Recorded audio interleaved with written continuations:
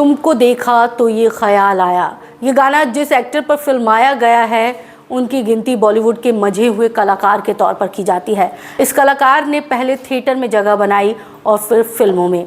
एक फिल्म के लिए तो इस कलाकार ने अपनी फीस तक नहीं ली। जी हाँ, फारूक शेख। मुफ्त में की पहली फिल्म, 5 साल बाद मिली फीस। थिएटर में काम करते हुए 1973 में फारूक शेख को फिल्म गरम हवा से डेब्यू करने का मौका मिला। पहली फिल्म के लिए फारूक को फीस नहीं मिली थी। फिल्म मेकर रमेश सद्धू को ऐसे लड़के की ज़रूरत थी जो बिना फीस के काम करे। फारूक पहले ही थिएटर कर रहे थे तो उन्होंने झट से हाँ कर दी। 5 साल बाद रमेश सद्धू ने फारूक को उनकी मेहनत के लिए 750 रुपये फीस दी थी। लाइटमैन को चोट लगी तो रोजाना उससे मिलने अस्पताल जाते थे फारूक शेख। 1981 में रिलीज हुई फिल्म चश्मे बद्दूर फारूक शेख के करियर की सबसे बेहतरीन फिल्मों में शुमार है। इस फिल्म की शूटिंग के दौरान एक लाइटमैन छत से गिरकर बुरी तरह से जख्मी हो गया था। लाइटमैन को अस्पताल पहुंचाने के बाद पूरी यूनिट अपने काम में लग गई। कुछ दिनों बाद पता चला कि फारूक शेख रोजाना ना सिर्फ उस लाइटमैन से मिलने जाते थे बल्कि उन्होंने इलाज का खर्च भी पूरा उठाया था। इतना ही नहीं, मुंबई के ताज होटल में आतंकवादियों के हमले के बाद कई परिवार वालों ने अपनों को खोया था। इस हमले से कामले परिवार को भी खूब नुकसान हुआ। राजन कामले नाम का एक आदमी ताज होटल में मेंटेनेंस का काम करता था जो एक गेस्ट को बचाते हुए हमले में मारा गया। उसके पीछे पत्नी श्रुति कामली और 2 बच्चे अकेले पड़ गए। जब एक दिन फारूक शेख ने अखबार में ये खबर पढ़ी तो उन्हें बहुत दुख हुआ। उन्होंने सीधे अखबार में कॉल कर उनके परिवार की डिटेल्स ले ली और कहा कि इस बात को राज रखा जाए। फारूक हर महीने श्रुति कामले के घर पैसे भेजते थे और हर साल उनके बच्चों की फीस भरते थे। सालों तक श्रुति कामले इस बात से अनजान थी कि उनकी आर्थिक मदद कौन करता है। जब 2013 में फारूक का निधन हुआ तो श्रुति को इस बात की जानकारी मिली कि उनकी मदद इतने बड़े स्टार करते थे। फारूक शेख को हमेशा ही सफ़ेद चिकनकारी कुर्ते में देखा गया था। ये उनका आइकॉनिक लुक था। ये इतने ज़मीनी व्यक्ति थे कि इन्होंने 30 सालों तक सिर्फ एक ही जगह से एक ही तरह का कुर्ता खरीदा। Farooq Sheikh self employed women's association Lucknow से ही कुर्ते खरीदते थे जिसे रूना बनर्जी चलाती थी। 30 साल में कभी फारूक ने कुर्ते के लिए मोल भाव नहीं किया और असल रकम से हमेशा 500 रुपये ज़्यादा दिए। कहते थे कि ये 500 रुपये कारीगर को देना। उनके हर कुर्ते की कीमत 2500 से 300 रुपये तक होती थी। ज़्यादातर फारूक 70,000 से 80,000 की शॉपिंग करते थे। वहीं कई बार बिल 1 लाख के पार होता था। फारूक शेख एक कुर्ते की धुलाई में ही साल में 20,000 रुपये खर्च करते थे। सफ़ेद कुर्ते के लिए पकड़ा दिया था ब्लैंक चेक। एक बार फारूक दुबई जा रहे थे। उन्होंने जल्दबाजी में अपने रिश्तेदारों के लिए भी कई कुर्ते खरीदे।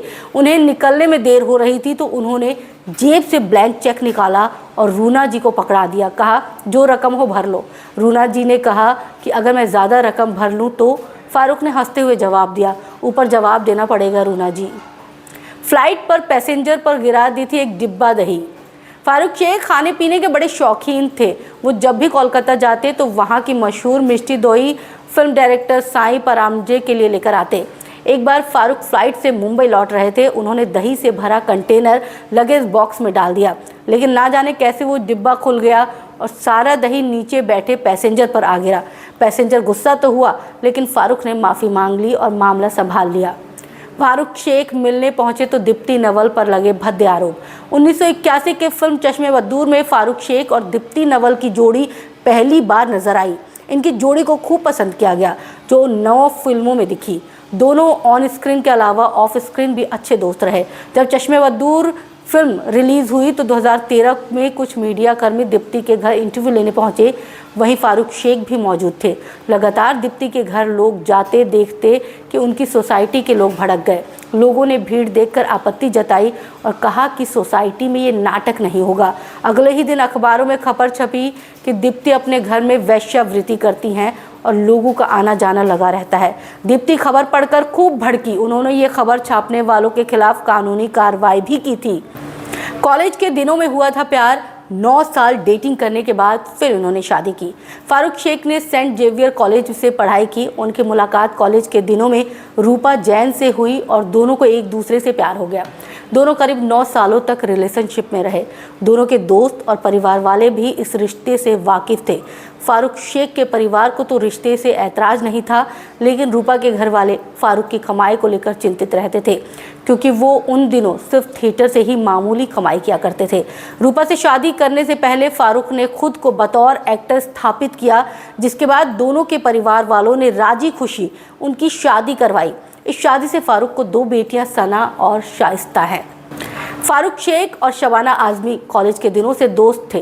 फिल्मों में आए तब भी इनकी दोस्ती बरकरार रही। एक दिन फारूक शबाना के साथ सैर करते हुए उन्हें एक भिखारी मिला। फारूक ने जेब से 50 पैसे निकाल कर उसे दे दिए। जाते जाते भिखारी ने दोनों को पति पत्नी समझते हुए दुआ दी, खुदा आपकी जोड़ी हमेशा सलामत रखे। फारूक ने ये सुनते ही कहा, अगर ऐसी ही बद्दुआ देनी है तो मेरे पैसे वापस कर दो। खैर, ये तो फारूक के मजाक करने का एक तरीका था, क्योंकि दोनों की दोस्ती 45 सालों तक सलामत रही। दुबई में परिवार संग हॉलीडे में गए थे, हार्ट अटैक से हुई मौत। 28 दिसंबर 2013 को फारूक शेख का हार्ट अटैक से निधन हो गया। फारूक स्वस्थ थे और अपने परिवार के साथ हॉलीडे मनाने गए थे। मौत के बाद उनके शव को मुंबई लाया गया, जहां 30 दिसंबर को उनका अंतिम संस्कार हुआ। उनकी कब्र 4 बंगला अंधेरी वेस्ट में उनकी मां की कब्र के ठीक बाजू में बनाई गई थी। तो ऐसे थे फारूक शेख, नरम दिल भी थे, बेस्ट एक्टर भी थे और बॉलीवुड में उन्होंने अच्छा खासा नाम कमाया, अच्छा खासा जो है उन्होंने अपने फैंस के दिलों में जगह बनाई। कैसी लगी आपको हमारी ये पेशकश, कमेंट करके ज़रूर बताइएगा।